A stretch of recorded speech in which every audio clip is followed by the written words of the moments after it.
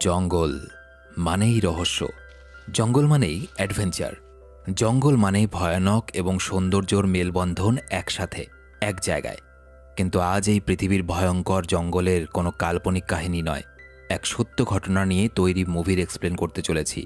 অ্যামাজনের জঙ্গলকে পৃথিবীর সবথেকে গভীর এবং ভয়ানক জঙ্গল বলা হয়। কি হয়েছিল তখন যখন সেখানে গিয়ে ফেসে যায় একজন, এবং তারপর পৃথিবীর ভয়ানকতম জঙ্গল অ্যামাজনে তার সাথে যা ঘটতে শুরু করে তা শুনলে শিহরণ জাগবে। এবং সবথেকে অবাক করার মতো ব্যাপার হলো এই ঘটনাগুলো বাচাঙ্গল। মুভি শুরু হয়, দেখা যায় এই ছেলেটাকে, এর নাম হলো ইয়োসি। ইয়োসি ৩ বছর আর্মিতে কাজ করে ১৯৮০ সালে ইসরায়েল ছেড়ে চলে আসে, কারণ সে ঘর সংসার বা চাকরি করে আর ৫ জন ছেলের মতো জীবন কাটাতে চায়নি। তার জীবনের মূল লক্ষ্য ছিল অ্যাডভেঞ্চার, অজানা রহস্য উদ্ধার করা ছিল তার অন্যতম শখ বা জীবনের উদ্দেশ্য।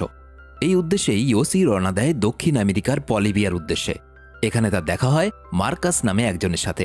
মার্কাস একজন স্কুল টিচার এবং খুবই হাসিখুশি একজন মানুষ। প্রথম আলাপে ইয়োসি এবং মার্কাস খুব ভালো বন্ধু হয়ে যায়। এরপর তারা দুজনেই একসাথে ঘুরতে থাকে এবং এভাবেই একদিন ঘুরতে ঘুরতে মার্কাসের সঙ্গে দেখা হয় তার বন্ধু কেভিনের। কেভিন একজন ফটোগ্রাফার, ওয়াইল্ড লাইফ ফটোগ্রাফার, যারা কিনা গভীর জঙ্গল টঙ্গলে ফটো তোলে। এরপর তাদের ৩ জনের মধ্যে খুব ভালো বন্ধুত্ব হয়ে যায়। সময় কিন্তু বেশ ভালোই কাটছিল। একদিন বাজারে গিয়ে পরিচিত হয় কার্ল নামে এই ব্যক্তির সাথে। পরিচয় হবার পর সে ইয়োসিকে বলে, আমার কাছে এমন একটা জায়গার খোঁজ আছে যেখানে অরণ্য ততটাই গভীর যতটা রহস্যজনক, এবং সেই জঙ্গলের মধ্যখানে লুকিয়ে আছে এক অজানা ভয়ানক আদিবাসী সম্প্রদায়, যারা আমাদের সমাজ থেকে অনেক আলাদা। এবং আমাদের সমাজ অনেক সভ্য এবং শিক্ষিত হলেও তাদের সেই ভয়ঙ্কর জঙ্গলের মাঝখানে কিন্তু এখনও আদিম যুগ চলছে। তাদের খোঁজ কেউ জানে না। আপনি যদি চান তাহলে আমার সঙ্গে সেখানে যেতে পারেন, ইয়োসিকে বলে সে। এইসব কথা শুনে খুব খুশি হয়ে ইয়োসি তার সমস্ত কথা তার বন্ধুদের জানায়। কিন্তু মার্কাস এবং কেভিন এইসব কিছু বিশ্বাসই করে না যে বর্তমানেও কোনো জঙ্গলের মধ্যে আদিম যুগ চলছে। তবে ইয়োসির কথায় তারা কার্লের সঙ্গে দেখা করতে রাজি হয়ে যায়। কার্ল তাদেরকে একটা ম্যাপ দেখায় এবং সেখানে সে কিছু অজানা জায়গার কথাও বলে, যেখানে শুধুমাত্র আদিম আদিবাসীরা নয়, রয়েছে গুপ্তধন বা সোনার ভাণ্ডার।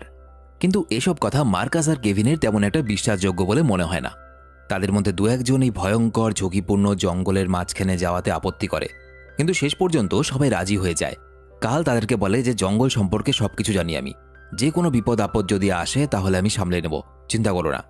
১৯৮১ সালের ৪ নভেম্বর তারা সমস্ত প্রয়োজনীয় জিনিস নিয়ে রওনা হয়। এখানে বলে রাখি, প্রয়োজনীয় জিনিসের মধ্যে কিন্তু ইয়োসি আসার সময় একটা ধার্মিক বই নিয়ে এসেছিল। দেখতে দেখতে তারা প্রবেশ করে অ্যামাজনের গভীর জঙ্গলে, যেখানে চারদিকে শুধুমাত্র সবুজ আর সবুজ এবং নানান রকম জানা অজানা পশু পাখি আর নদী, ঠিক যেটার উদ্দেশ্যে তারা এসেছে।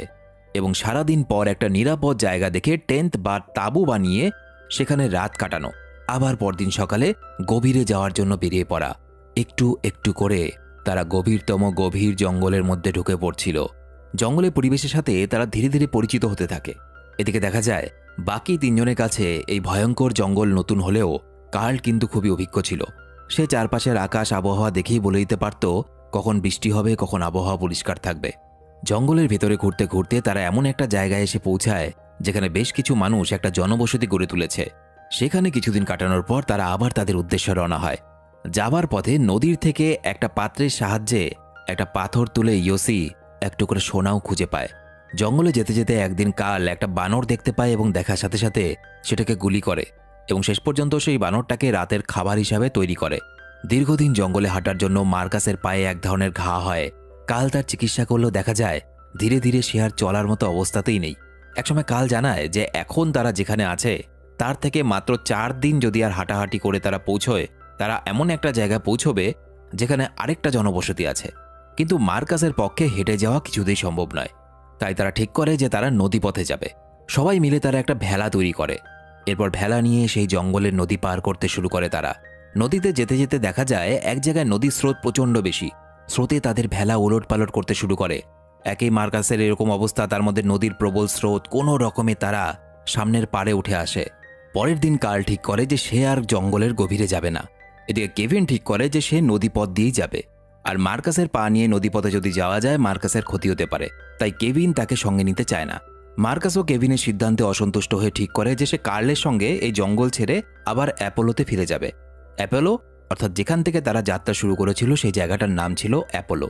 এরপর কেভিন ও ইয়োসি কার্লের কাছ থেকে নদীপথে যাওয়ার রাস্তাটা চিনে নেয়, কিন্তু কার্ল তাদেরকে বলে এই নদীপথে আর কিছু দূর যাওয়ার পর কিন্তু প্রবল স্রোত আছে এবং সেটা পার করে যদি যাও এমন একটা জায়গা আছে যে জায়গায় ভেলা নিয়ে এই স্রোতের মধ্যে কিন্তু টিকে থাকা অসম্ভব, সুতরাং তোমরা দুজন কিন্তু মৃত্যুর দিকে পা বাড়াচ্ছ।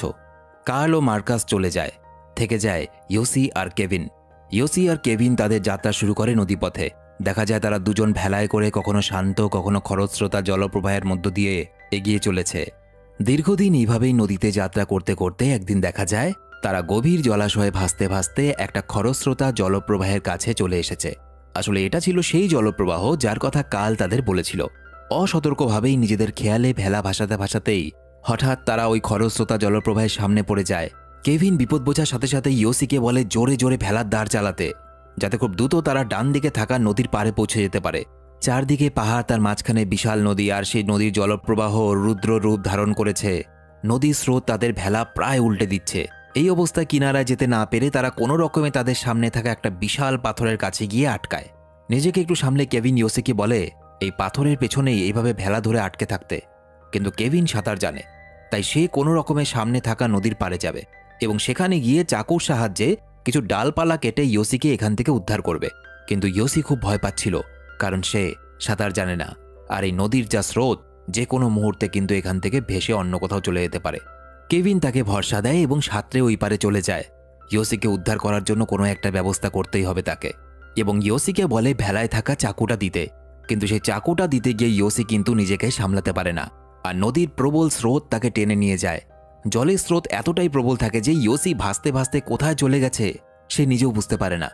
আর এমন স্রোতের সামনে কেভিনও অসহায়ের মতো শুধুমাত্র দাঁড়িয়ে থাকা ছাড়া আর কিছু করার উপায়ও থাকে না। নদীর প্রবল ঢেউয়ে ইয়োসি খড়কুটোর মতো ভাসতে থাকে এবং নদীতে থাকা পাথরের মধ্যে ধাক্কা খায়, গভীর জলে হাবুডুবু খেতে থাকে। অনেকক্ষণ পর ইয়োসি অনেক কষ্টে একটা পাথরকে জড়িয়ে নিজেকে সামলায় এবং তারপর কোনো রকমে একটা পাড়ে উঠে আসে। ইয়োসি একটু একটু করে পাথর ধরে ধরে ওপরে সমতলে ওঠার চেষ্টা করে, কিন্তু অনেক দূর ওপরে ওঠার পর সে আবারও পা পিছলে পড়ে যায়। কিন্তু ইয়োসি হাল ছাড়ে না, অনেক কষ্টে সে উপরে উঠে আসে। সে কেভিনকে চিৎকার করে ডাকে, কিন্তু কোনো সাড়া পায় না। সাড়া পাবে কি করে, সে তো অনেক দূরে চলে এসেছে। একসময় নদীর জলে তার ব্যাগটা ভেসে আসতে দেখে সে কোনো রকমের জলে ঝাঁপ দিয়ে ব্যাগটাকে উদ্ধার করে এবং তারপর ব্যাগ থেকে একটা ওষুধের বোতল বের করে। এই ওষুধের বোতলটা কাল তাদেরকে সঙ্গে নিয়ে যেতে বলেছিল। এটা এমন একটা ওষুধ বা এনার্জি ট্যাবলেট যেটা খেলে মানুষের ক্লান্তি কেটে যায়। এরপর সে পাহাড়ের উচ্চতা পেরিয়ে ওপরে উঠে অনেক জায়গায় গিয়ে তার বন্ধু কেভিনকে খোঁজার চেষ্টা করে, কিন্তু সে কেভিনকে কোথাও খুঁজে পায় না। এরপর সে একটা কিছু নোটপ্যাডের মধ্যে লেখে এবং সেটাকে কাপড়ে মুড়িয়ে রেখে অন্যদিকে চলে যায়, যাতে সে হারিয়ে না যায়। আর কেভিন যাতে এইসব চিহ্ন দেখে তাকে সহজে খুঁজে পায় যে আশেপাশেই কোথাও আছে সে। দেখতে দেখতে 6 দিন পেরিয়ে যায়। ইয়োসি একাই গভীর জঙ্গলের এদিক ওদিক যেতে থাকে। এরপর একসময় সে একটা গাছে উঠে সেখানে থাকা একটা বিষধর সাপকে পাথর দিয়ে থেতলে মেরে ফেলে, শুধুমাত্র ওই গাছের ফল খাওয়ার জন্য। এবং খুব ভালো করে লক্ষ্য করলে দেখা যাবে সভ্যতার শুরুর দিক থেকে কিন্তু মানুষ এটাই করে এসছে। নিজের খিদে মেটানোর জন্য প্রয়োজনে অন্য প্রাণীকেও হত্যা করতে পিছপা হয় না মানুষ। এরপর সারাদিন জঙ্গলের এদিক ওদিক ঘুরে রাত্রে যে কোনো একটা জায়গায় গিয়ে সে শুয়ে পড়ে। এভাবেই তার দিন কাটতে থাকে। এর সাথেই দেখা যায় একা থাকার কারণে কিন্তু ইয়োসি এখন হ্যালুসিনেট করতে শুরু করেছে, অর্থাৎ সে চোখে ভুলভাল দেখতে শুরু করেছে, যেটাকে ভ্রম বলে। কখনো সে স্বপ্নে নিজেকেই দেখছে, কখনো সে দেখছে তার সামনে মার্কাসকে দাঁড়িয়ে থাকতে। জঙ্গলে থাকা বিভিন্ন বিপদ, পশু পাখির ভয়ে সে রাত্রে ঠিকমতো ঘুমোতে পর্যন্ত পারছে না, যেটা কিনা স্বাভাবিক ছিল। একদিন এভাবেই রাতে শুয়ে সে হঠাৎ দেখে একটা বাঘকে তার দিকে এগিয়ে আসতে। সে প্রচণ্ড ভয় পেয়ে যায় এবং নিজেকে বাঁচানোর জন্য একটা লাইটার জ্বালিয়ে আগুনের ওপর একটা বোতলে থাকা কিছু স্প্রে করে এবং এবারের মতো কোনো রকমে সে বেঁচে যায়। পরদিন সকালে ইয়োসির মাথায় প্রচণ্ড যন্ত্রণা হতে থাকে। দেখা যায় তার কপালের একটা অংশ অনেকটাই ফুলে রয়েছে। আসলে কিছুদিন আগে তার মাথায় কোনোভাবে একটা যোগ ঢুকে গিয়েছিল এবং সেটা কিছুদিন ওইভাবেই ছিল। কিন্তু এবার আর যন্ত্রণা সহ্য করতে না পেরে ইয়োসি তার কাছে থাকা একটা জিনিস দিয়ে তার কপাল কেটে ওই যোগটাকে বের করে। আর এটা আমাদের চারপাশে যেসব যোগ দেখা যায় সেসব যোগ নয়, অ্যামাজনের জঙ্গলের ভয়ঙ্কর যোগ। ইয়োসি এতটাই নিরুপায় হয়ে যায় যে সারাদিন জঙ্গলে ঘোরা আর জঙ্গলের হাতের সামনে পাওয়া যে কোনো জিনিস খাওয়া ছাড়া তার কাছে প্রাণ বাঁচানোর আর কোনো উপায় থাকে না। সেই জঙ্গলে এদিক ওদিক ঘুরতে থাকে আর নিজের কাছে থাকা একটা ম্যাপ দেখে এখান থেকে বেরোনোর উপায় খুঁজতে থাকে। এই সমগ্র নির্জন জঙ্গলের মধ্যে সে নিজেকে প্রচণ্ড একা ভাবতে থাকে, যেটা কিনা বাস্তব ছিল। এইভাবে জঙ্গলে হাঁটতে হাঁটতে একটা সময় ইয়োসির পায়েও মার্কাসের মতো ঘা হয়ে যায়। পরের দিন জঙ্গলে ঘোরার সময় সে একটা পায়ের ছাপ দেখে এবং সে বুঝতে পারে তার বন্ধু হয়তো আশেপাশেই আছে, কারণ পায়ের ছাপটা মানুষের পায়ের ছাপ ছিল। কিন্তু সে চিৎকার করে তার বন্ধুকে ডাকতে গিয়ে দেখে তার সামনে পাখির ডিমের খোলস পড়ে আছে। আসলে ইয়োসি আগের দিন এই জায়গা দিয়ে যাওয়ার সময় এই পাখির ডিম দুটো খেয়েছিল, তাই পায়ের ছাপটা অন্য কারো নয়, পায়ের ছাপটা ইয়োসির নিজেরই পায়ের ছাপ। সে খুব ভালো করে বুঝতে পারে যে একই জায়গা দিয়ে সে বারবার ঘুরে ফিরে আসছে। জঙ্গলটা যেন একটা ভুল ভুলাইয়া। এভাবেই তার অসহায় অবস্থায় দিন কাটতে থাকে এবং একসময় সে মানসিকভাবে ভেঙে পড়ে। নিজের পরিবারের কথা চিন্তা করতে থাকে। কখনো সে নিজেকেই দোষ দিতে থাকে, কারণ কার্ল আর মার্কাসের বারণ না শুনে সে নিজেই নদীপথে যাত্রা করতে চেয়েছিল। একসময় বৃষ্টি শুরু হয়, প্রবল বৃষ্টি। আর এই বৃষ্টিতে নদীর স্রোত আরও বেড়ে যায়। সে শুধু বইটাকে বুকে নিয়ে তার ঈশ্বরের ওপর ভরসা করে থাকে। অন্যদিকে দেখা যায় কিছু স্থানীয় লোক এসে জঙ্গলে কেভিনকে নদীর পাড়ে পড়ে থাকতে দেখে লোকালয়ে নিয়ে আসে। সুস্থ হয়ে কেভিন সেখানকার ফরেস্ট অফিসারকে সব কথা জানায় এবং নিজের বন্ধুদের খোঁজার আবেদন করে। কেভিনের অনুরোধ করার পর সেখানকার অফিসারের সঙ্গে কথা বলে তারা একটা প্লেন নিয়ে গোটা জঙ্গলে তল্লাশি চালায়, কিন্তু এত ওপর থেকে সেই ঘন জঙ্গল পরিষ্কারভাবে কিছুই দেখতে পায় না। ওদিকে ইয়োসিকে দেখা যায় নদীর পাড়ে দাঁড়িয়ে উড়ে যাওয়া প্লেনটাকে সে কিন্তু লক্ষ্য করেছে এবং একটা লাল কাপড়ের সাহায্যে নিজের উপস্থিতি বোঝানোর চেষ্টাও করে, কিন্তু দুর্ভাগ্যবশত কোনো লাভ হয় না। এরপর কেভিন ফরেস্ট অফিসারের সঙ্গে আবার কথা বললে ফরেস্ট অফিসার জানান যে 3 সপ্তাহ জঙ্গলে থাকার পরও অ্যামাজনের জঙ্গলে যদি কোনো মানুষকে না পাওয়া যায় তাহলে এটা ধরে নিও সেই মানুষটা আর বেঁচে নেই। তুমি ওখান থেকে বেঁচে ফিরতে পেরেছো, এটাই বিশাল বড় ব্যাপার। তোমার ভাগ্য অনেক ভালো ছিল। কিন্তু কেভিন হাল ছাড়ে না। সে বলে, যে করেই হোক না কেন আমি ইয়োসিকে ওখান থেকে ফিরিয়ে নিয়ে আসব এবং আমার বিশ্বাস যে ইয়োসি এখনো বেঁচে আছে। ওদিকে ইয়োসিকে দেখা যায় সে জঙ্গলে একটা আদিবাসী মেয়ের দেখা পায়। আমি লোকালয়ে থেকে একটা মেয়ের দেখা পাই না, আরও জঙ্গলে থেকে মেয়ে পেয়ে গেছে। যাই হোক, ইয়োসিকে দেখে মেয়েটা প্রথমে ভয় পায়, কিন্তু ধীরে ধীরে মেয়েটা তার সঙ্গে মিশতে শুরু করে। মেয়েটা ইয়োসির কথা না বুঝলেও ইয়োসি সারাক্ষণ তার সঙ্গে কথা বলতে থাকে। সে এত দিন পর কথা বলার জন্য অন্তত একটা মানুষ তো পেয়েছে। একা থাকতে থাকতে সে পুরো মানসিকভাবে ভেঙে পড়েছিল, বাঁচার আশা ছেড়ে দিয়েছিল। মেয়েটাও সম্ভবত এই জঙ্গলে হারিয়ে গেছে। সে মেয়েটাকে ভরসা দিতে থাকে। সে বলে, আমরা একদিন ঠিক পৌঁছে যাব লোকালয়ে, দেখবে, চিন্তা করো না, ঈশ্বর আমাদের সাথে আছে। কিন্তু অবাক ব্যাপার, মেয়েটা একটা কথাও বলে না। কিন্তু একটা সময় পর দেখা যায় ইয়োসি এতদিন ধরে এই সব কিছু কল্পনা করছিল, অর্থাৎ ওই মেয়েটা ছিল ইয়োসির হ্যালুসিনেশন বা কল্পনা। এবং সাইকোলজি অনুযায়ী এরকম এক ধরনের মানসিক রোগ আছে।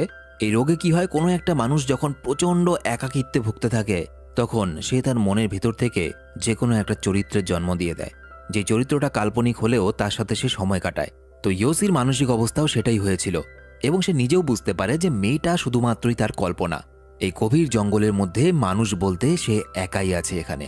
সে জঙ্গলের এদিক ওদিক কেমন পাগলের মতো ঘুরতে থাকে। কখনো দেখে মনে হচ্ছিল সে কিছু ভাবছে, কখনো বা একা একাই কোনো কারণ ছাড়া হাসছে। অর্থাৎ আস্তে আস্তে সে নিজের মানসিক ভারসাম্য হারাচ্ছিল। এভাবেই জঙ্গলে ঘুরতে ঘুরতে ইয়োসি একটা পাকের মধ্যে পড়ে যায় এবং প্রায় গলা অবধি সে ওই কাদার ভেতরে, মাটির ভেতরে ঢুকে যাচ্ছিল। সে যত ছটফট করতে থাকে সে আরও বেশি করে ফাঁসতে শুরু করে।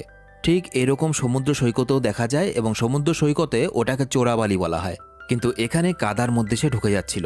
ভাবতে অবাক লাগে যে সত্যি সত্যি এরকম কোনো একটা মানুষের সাথে ঘটেছিল।